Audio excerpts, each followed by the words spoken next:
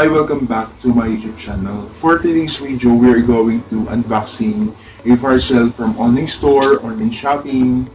So if you are new in our YouTube channel, don't forget to subscribe and hit the notification bell for you to be notified sa mga updated video. Before we unboxing this item or this parcel from online store, actually is this item is from overseas. Actually, nakalagay doon China. So, we need to sanitize first the item before you unboxing.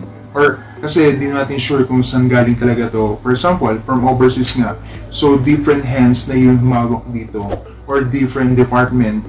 So, kailangan natin i-sanitize using this alcohol.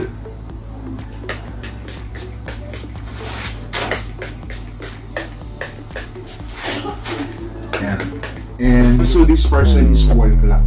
So, ang kaiba niya sa mga analog clock at yung mga digital clock is isasabit or ilalagay lang sa isang lagayan or isang tray na kung saan pwede talaga siyang i-design for decorations. Actually, ito, ang kaiba nila doon sa mga analog clock or digital clock is ito kasi sa wall. So, ididikit mo lang siya. Ang kaganda dito is mas mapapalaki yung item once na nilagay mo sa pader. Depende sa kung anong gusto mong wide.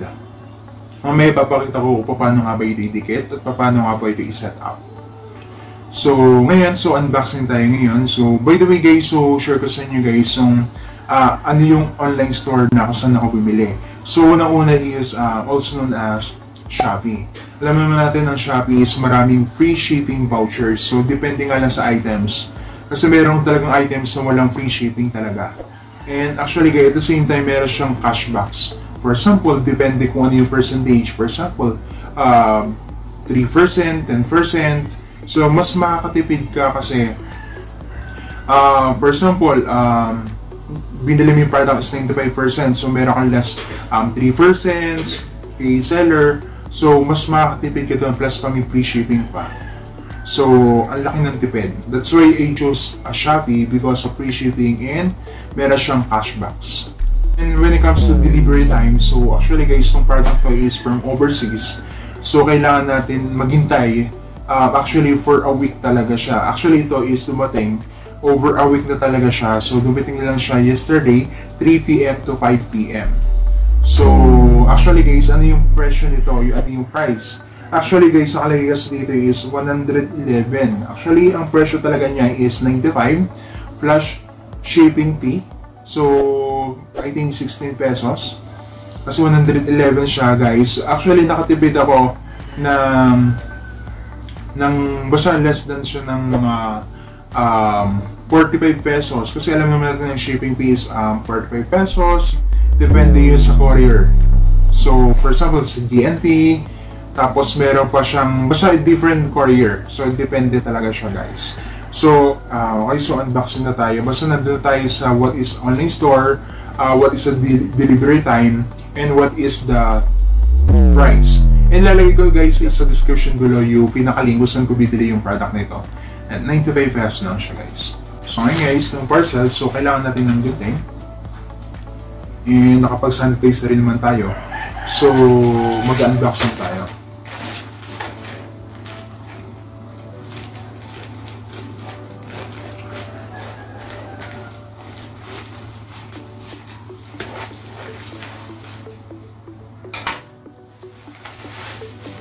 Yan.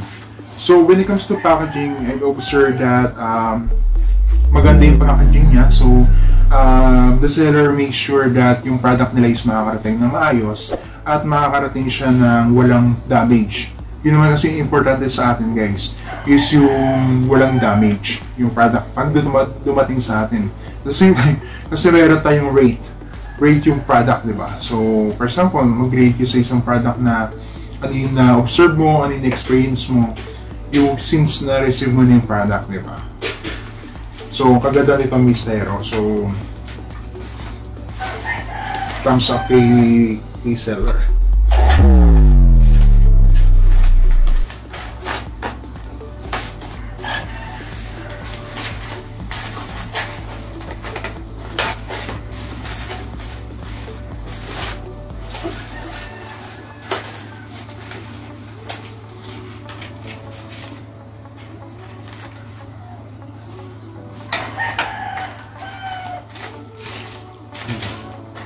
So wala, na tama yung product na in-order ko. Tama lang pala kasi tama yung pinaka-designs and tama din yung pinaka-kulay. Actually, silver yung kinuha ko kasi mas maganda siyang kita sa kulay gray.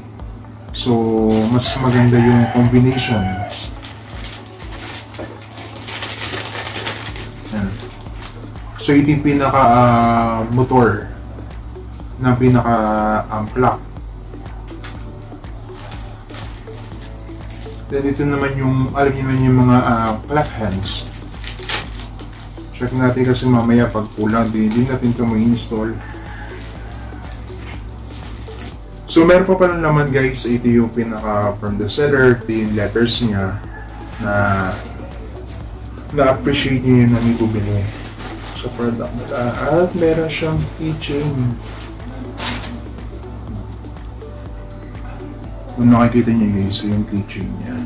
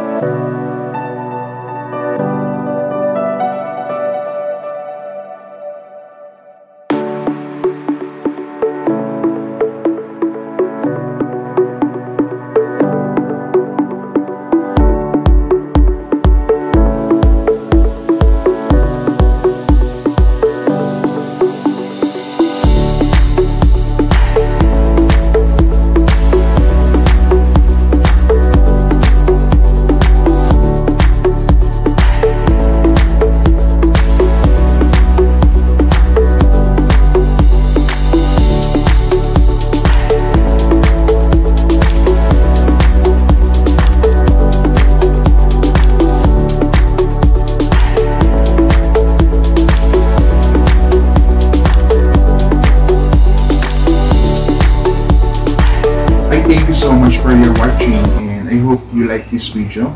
And don't forget to subscribe and hit the notification bell for you to be notified sa mga updated video ko.